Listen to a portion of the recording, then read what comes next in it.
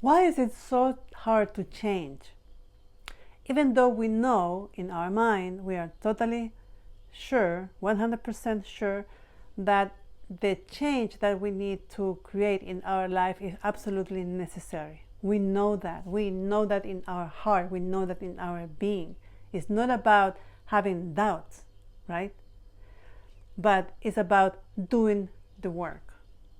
And probably, if you are like me, you have done therapy, coaching sessions, you attended seminars, you have done the meditations, you read the books, you really invested a big amount of time and energy learning about yourself, about your childhood.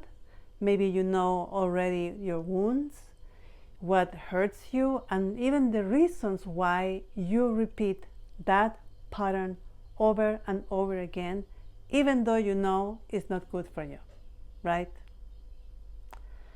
It is frustrating, really. It's like, the conclusion is like, I can't change it. I'm not good enough. This is not going to happen to me. And then you start feeling very bad about yourself. But let me tell you this. This is normal. Changing is not something that happens overnight. And if someone is telling you that reading the book, following that program, you're going to change immediately, that's not true. Change requires effort and a lot of discomfort. It's not going to be easy. And the other important detail here, change requires practice, a lot of practice. It is like this. You have this piece of paper, and your life, everything that you have done, is like folding a piece of paper, right? When you realize that this is what you have done with your life, and you observe what has been going on, you have, a paper folded this way. So let's say now you want to change that pattern, and you want to fold this paper in a different way. So you may try to do something like this, something like that, something different. And you really try, right? But guess what? If you unfold all this paper, it has the new and the old foldings. So, what do we need to do now? First, you have to consider that the patterns that you're repeating, maybe they're the same age. Maybe you're 30, 40, 50, 60s. It's like more than 60 years in my case doing the same thing, and I pretend to change that in a couple of days. Good luck to me, right? It doesn't work that way. I tried. No. What you need here is, number one, the first step, you have to recognize and become aware of the pattern that you are repeating. That is number one.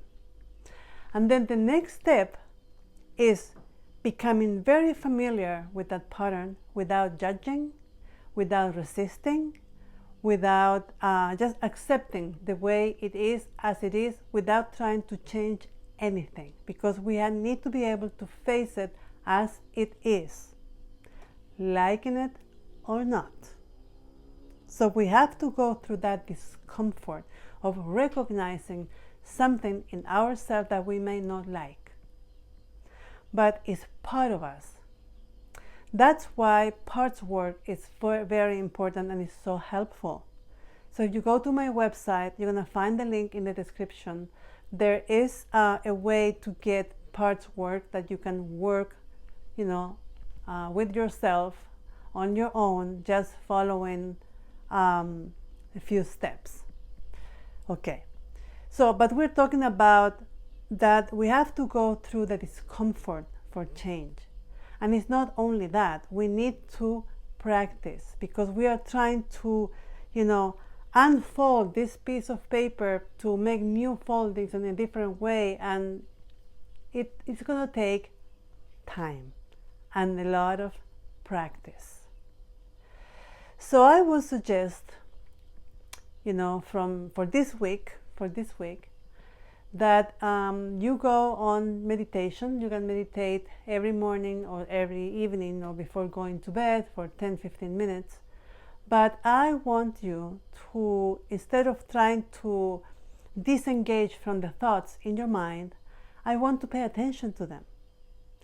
I want to really listen, to take some distance, become the observer, and listen and see the images, and especially listening to the story that you are telling to yourself every day. Probably the same story, you have the same thoughts, because you know that you are not your thoughts, you are the one thinking. And I would like you to pay attention to those thoughts. What is the story? And write them down, so you can have a better idea, because you need to get to know your mind. You need to get to know what is going on in your mind when you are paying attention, because usually we have all those thoughts, we have all those emotions and all those feelings without realizing that we are having them, because we are so used to them that we don't pay attention, right? So for this week, on meditation, when you are really relaxed and calm, pay attention to the content of your mind.